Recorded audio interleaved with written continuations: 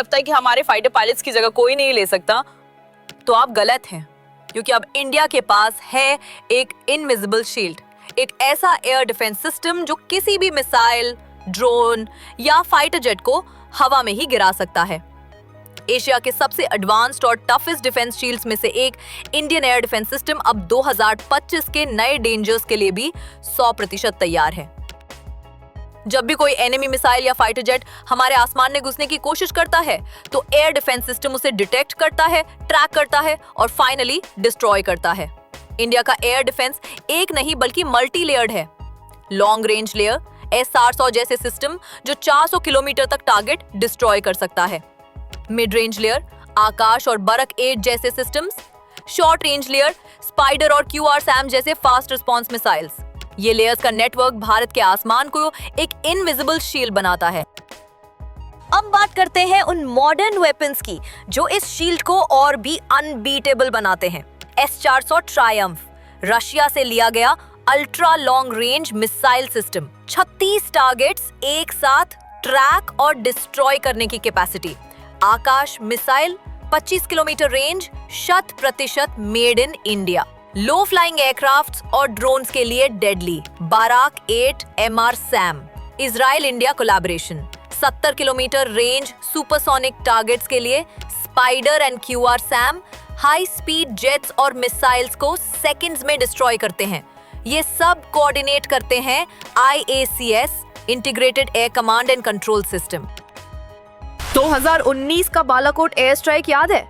उसके अगले दिन पाकिस्तान ने एयर अटैक की कोशिश की, लेकिन इंडियन एयर डिफेंस ने सबको ट्रैक किया और इंटरसेप्ट कर लिया। विंग कमांडर अभिनंदन ने पाकिस्तानी F-13 को गिरा दिया। अब सोचिए 2025 का सिनारियो। अगर पाकिस्तान एक मिसाइल लॉन्च करता है या चाइना एक कोऑर्डिनेटेड ड्रोन स्वॉर्म भेजता है, तो इंडिया का मल्टी लेयर डिफेंस S-400 आकाश स्पाइडर लेयर्स में थ्रेट को डिस्ट्रॉय करेगा। 2024-25 में भारत ने नए ऑर्डर्स भी दिए हैं, जैसे QRSAM की अपग्रेडेड बैटरीज और आकाश NG systems for forward deployment. चलिए अब देखते हैं कि एशिया के दूसरे देशों के मुकाबले भारत कितना आगे है। Pakistan mostly China made HQ series, single layer defence system, कोई भी active long range missile interceptor नहीं। चाइना S-400 और HQ जैसे सिस्टम्स, पर उनका डोमेस्टिक इनर रेडार टेक अभी भी DRDO के AI बेस्ड IACCS के लेवल पे नहीं। India S-400 from Russia, Barak 8 from Israel, Akash indigenous, spider from Israel, DRDO working on laser और हाइपरसोनिक डिफेंस। रिजल्ट, इंडिया का air defence multi layered, battle tested और future ready है। तो क्या सिर्फ S-400 से काम चल जाएगा? बिल्कुल नहीं। भारत का फ्यूचर और भी पावरफुल होने वाला है। XR-SAM DRDO बना रहा है 250 किलोमीटर तक का missile, laser weapons, DEW directed energy weapons का testing phase, AI powered radars, automatic threat prediction and jamming, sky dome drone defence system, कम एल्टीट्यूड पे ड्रोन स्वॉर्म के लिए, और सबसे खास भारत का फोकस अब सिर्फ फिजिकल नहीं, साइबर और स्पेस डिफेंस पे भी जा रहा है।